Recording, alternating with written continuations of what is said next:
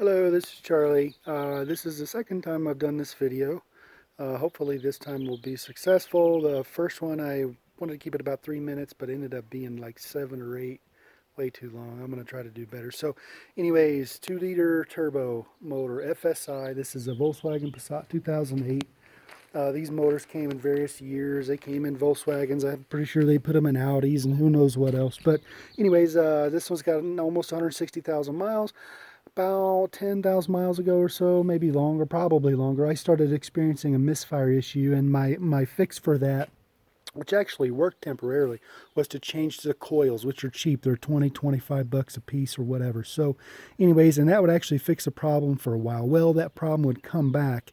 The engine would start misfiring again. I read all the horror stories online, and people were throwing all kinds of parts and money at these cars, paying dealers to fix these things, and it just has been out of control. So hopefully this helps someone. Probably ain't going to help every scenario out there, but it worked for me. Hopefully it helps someone else. Spark plugs, spark plug, spark plug, spark plug. Check your spark plug gap in this engine. If you experience any kind of a misfire, a plethora of things can cause that with a late model fuel injected engine. Understand that. However, first thing you need to check. I would have never guessed. So I do a lot of automotive work. Would have never guessed. And the reason I say that is I've never had a problem with spark plugs. You get them in there, they work, and they keep working, right? So you don't have to mess with them. Anyways, these were new plugs. The tech info that I had at the time said don't gap them. They were the expensive iridium or whatever it was, spark plugs. Said put them in and go. Don't worry about the gap. And they did run great for a long time. Started misfiring. So after a bunch of coil changes, that did fix it temporarily.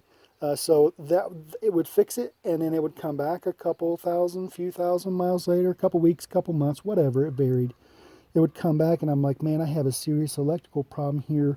I need to, I'm looking around, and people are changing computers. They're doing all this expensive work, paying dealers, like I said. So anyways, before you go and do all that stuff, yank the 4 spark plugs out of here.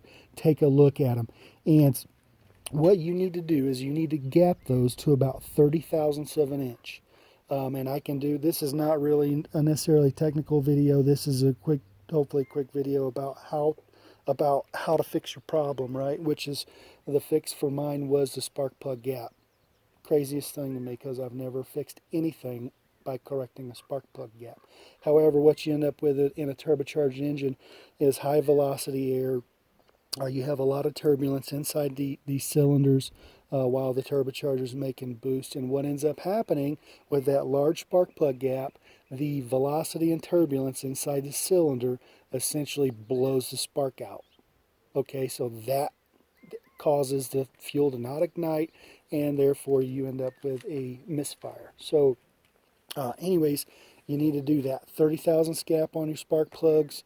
Mine, when I checked them few weeks ago, when I checked them, they were at least double that. The spark plugs look fine, except you could tell on the strap. And I know my hand gestures probably aren't doing a very good job of describing this, nor am I. But anyways, the strap on that spark plug, you could actually tell where that spark was being blown from the center out toward the side, because it had eroded the side of the strap slightly. So, and I can show you guys that if you want.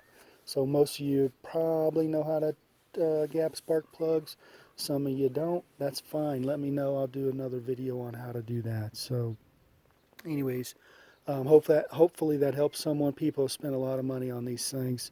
And that was the fix for me. I was at a loss, ready to take the thing to the dealer, and that is, Charlie's not having a good day if he's thinking about taking something to the dealer, okay? So anyways, you guys have a great day, and hopefully this saves somebody a couple of bucks.